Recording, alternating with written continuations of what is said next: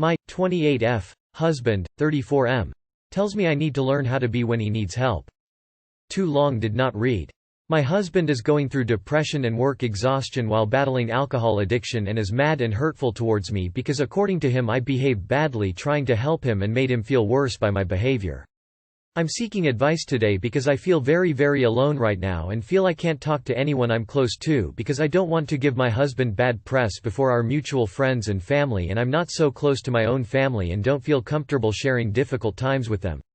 My husband has told me that he's had drinking problems in the past and had a depression a few years ago. Since COVID started, he has been drinking heavily. More and more often he'd send me to bed around midnight and he'd stay up drinking beer and whiskey all night long. And when I say all night long I mean that when I woke up the next morning around 7:08 to find him, still awake, drunk and still drinking. He's never been violent or disrespectful when drunk. What have I done since I witnessed it all?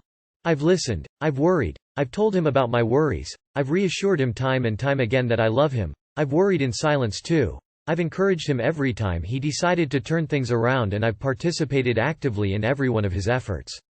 I have not complained when his attempts failed. I have helped picking up the pieces and I reminded him of how good a man he is and can be.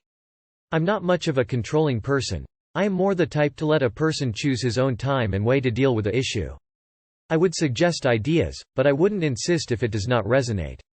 I woke up around 1. Something felt off so I got up. He was laying on the sofa.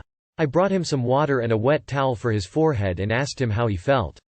I knew something was different this time, so I stayed next to him, sitting on the floor. After a few minutes, his eyes closed, whispering almost, "I think my drinking has gone too far. It has gone farther enough that I cannot do my job well or at all." It broke me in half. I knew this, but to hear him say and admit it choked me up. I asked him if he thought it was time to go see the doctor and ask for a leave of absence from work and he answered yes. He asked me to look up the phone number for the free clinic so he could go in the morning and he then fell asleep. The way free clinics work here is that you have to make an appointment before you go.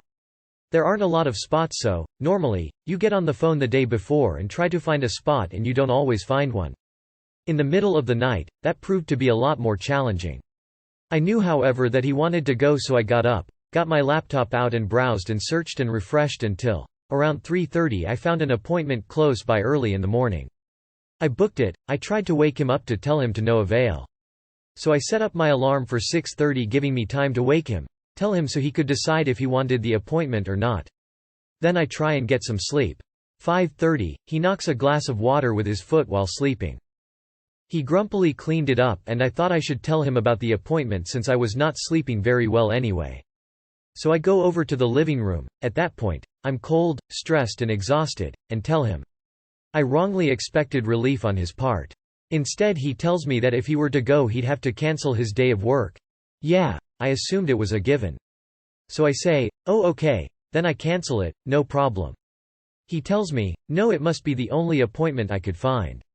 He tells me he doesn't know what to do. At this point, I'm sitting on the other couch, clutching my robe since I'm cold, and I sigh since I haven't slept much and tried to cover a yawn. He turns to me and this goes on, him. "Well, if I annoy you that much you can just go back to bed." Me. You don't annoy me. Him. Well, you don't look like you want to be here. Me. I'm sorry. I have not slept much, but I want to be here, I want to help you. Him. Well, if I'm such a burden. Me. Stop, you are being a little unfair. Him. I need help and you're closed off and making me feel bad with your attitude. Me. Okay, I'm sorry, that's not my intention. I proceed to come and sit on the sofa where he is laying down to try and comfort him. He acts a little like it is too late and lashes out again when I tell him that whether or not he take the appointment is his decision. He tells me, "You'll have to work on your helping me skills. You shouldn't make me feel like I'm a nuisance to you when I'm hitting rock bottom, and, I know you've had a depressed boyfriend before. But stop looking like you are annoyed." I wanted to lash out as well. But I didn't, thinking to myself that it was the depression, the booze and rock bottom talking. That even if he meant that now, I had to stay calm and I had to believe that he didn't actually think so little of me.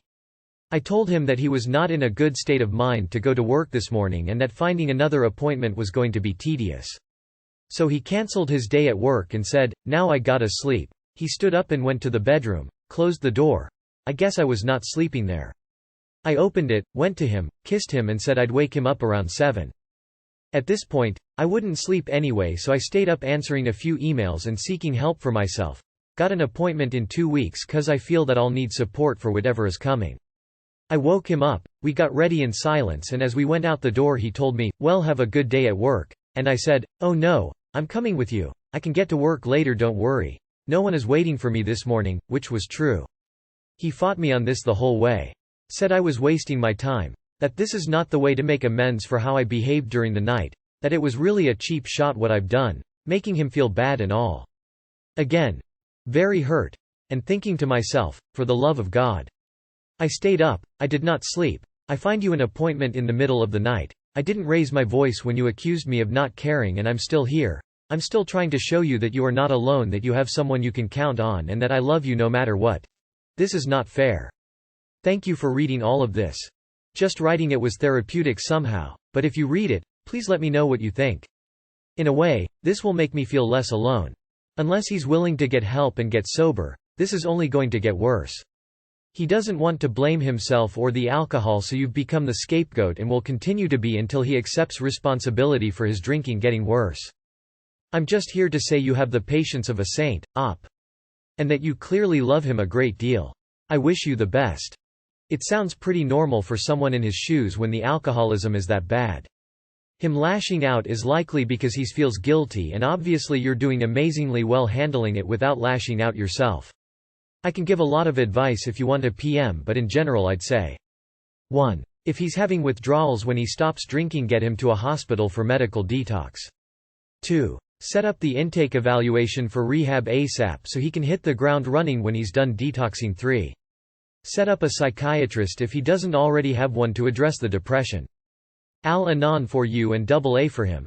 Now. Today. Make this your new mantra: it's not my sobriety. It's not yours, it's his, and he is the only one that can make the decision. Al-Anon is for families of those W addictions.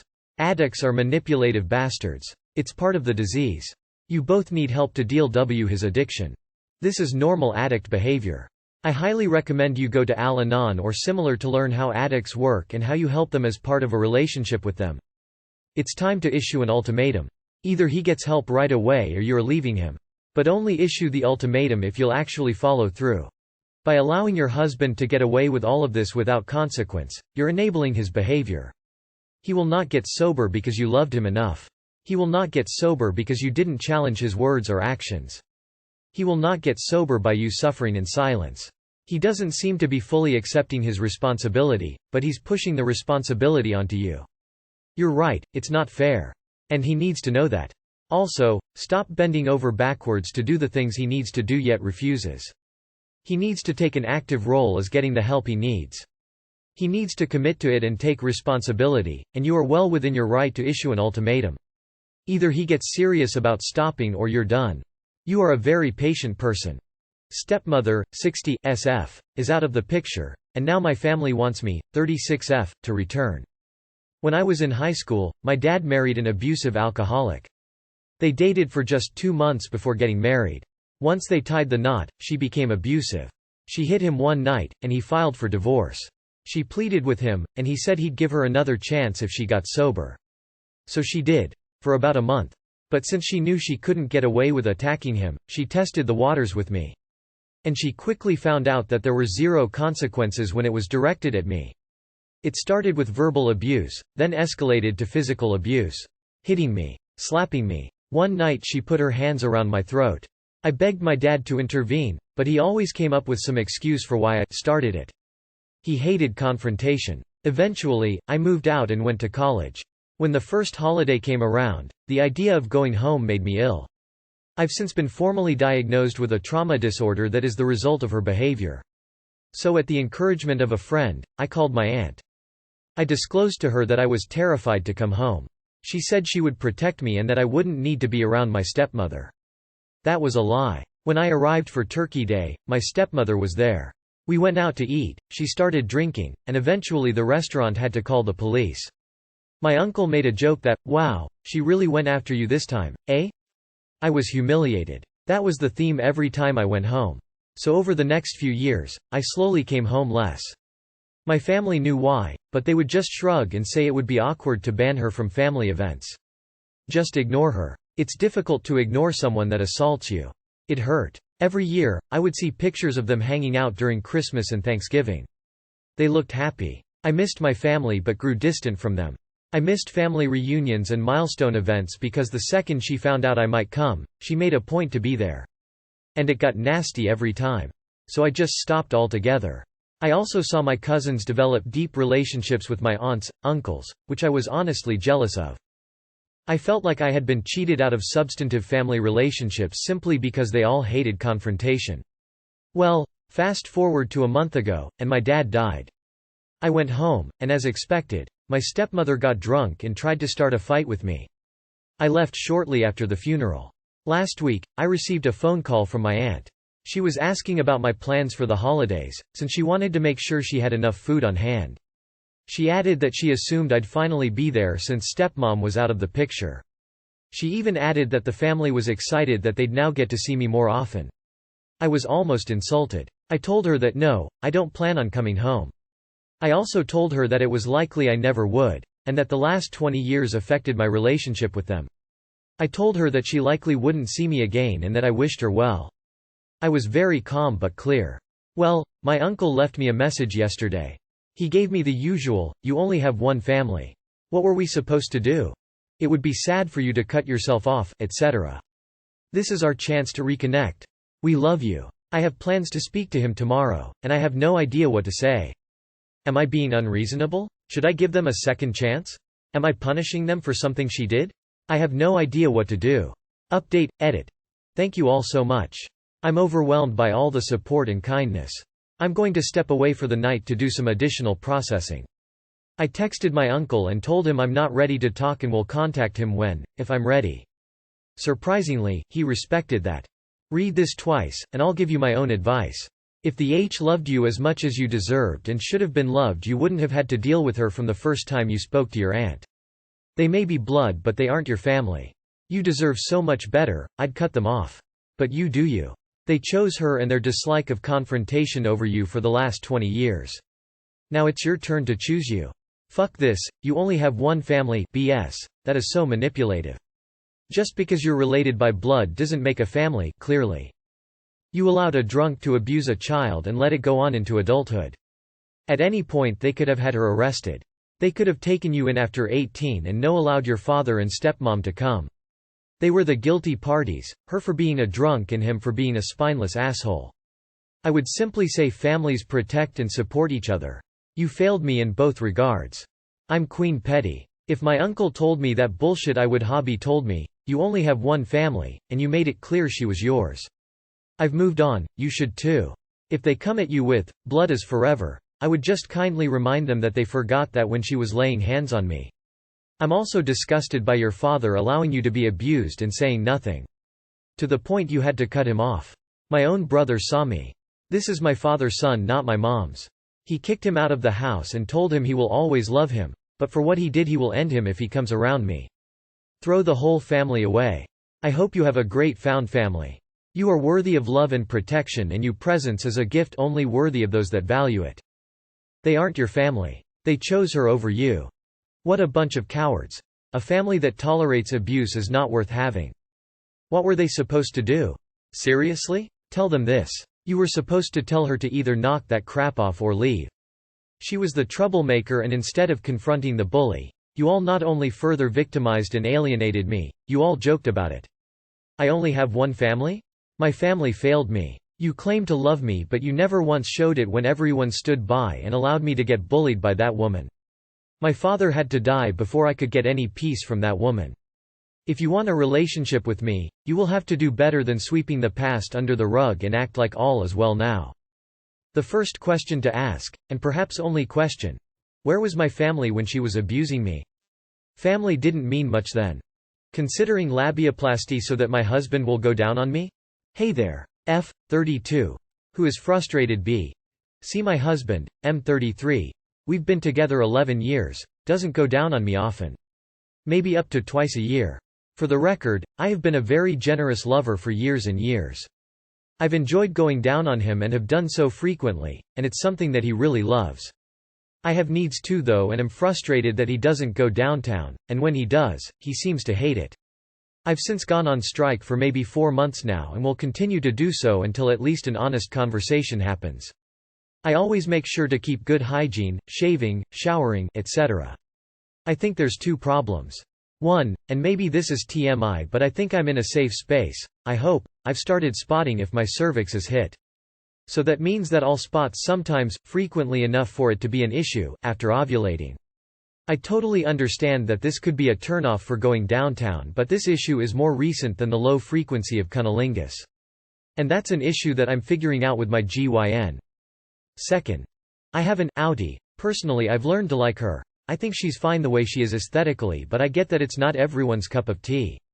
It's like out enough to where it's not like ridiculous, but it's not pretty by today's beauty standards. My husband has never ever made a comment about it, and never indicated that he doesn't like it, has also never indicated that he likes it either, though he's not exactly Shakespeare with compliments. I have broached the subject of labiaplasty with him, thinking maybe that's why he doesn't like to eat out, and he was kind of weird about it but said I don't need any surgery. I've asked my husband his thoughts on going downtown. He used to do it frequently in our first year together and then stopped. Nothing happened, it just became less and less frequent. He said he doesn't mind it. Anyway, I don't believe in pressuring someone into a sexual act that they don't want to do. I also am not going to keep servicing someone who doesn't care to reciprocate. I also am not pro or against plastic surgery, and I would never, say, get implants because my husband wanted to look at them. It's more that I want some action, and if it would make my husband willing to do it, then maybe it's worth it. IDK. It's kind of like a man taking Viagra or getting a vasectomy to better service his partner, or avoid a pregnancy, respectively. Maybe that's not a perfect analogy, but you catch my drift. Anyway, my question is it worth it to do a little snip in hopes of getting more, or is the bleeding issue, and maybe whatever other issue, enough that it doesn't matter what I do or what she looks like? When you answer, could you indicate if you're male or female, if you go down on women, and if you don't, if you're someone who sleeps with women, what reasons you don't, and if your mind could be changed?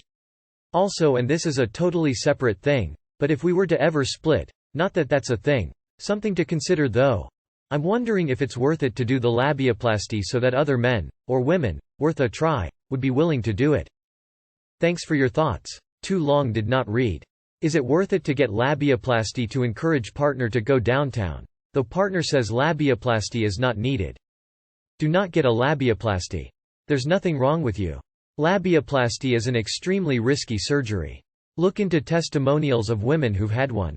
The labiaplasty industry has a reputation for medical malpractice. The surgery is absolutely not worth it, unless it's something that you want. There's no guarantee once you do it that it will change why he chooses not to please you in that department. There's absolutely nothing wrong with your vagina that you need surgery to hopefully receive something from your spouse you desire. I've been with my spouse for 22 years and made it clear that intimacy is a two-way street. Don't expect something from me that you're not willing to give if wanted, and don't complain when I don't do it anymore. It sounds more like he's become a lazy lover and not that there's a problem with you. It's time for him to meet your needs, and once as much as he wants is met. Or just tell him to lick your pussy. You're thinking about surgery when really you just need communication. Is this real? What happens when you get major surgery and he still doesn't go down on you? Fellow Audi owner here, and in my lifetime it's never ever been an issue. You out your mind? A labiaplasty is not a simple snip, not an easy surgery. Not nearly on the same level as a vasectomy. I'm hoping this is fake just because I'm hoping no one thinks this is a decent alternate to a quick vasectomy. Honestly. I would think spotting, taste, and smell are the issue. Who cares what it looks like? He is not getting his senior pictures taken with it. I think you are wasting your time and money on a result you will not get. Find out what the issue really is.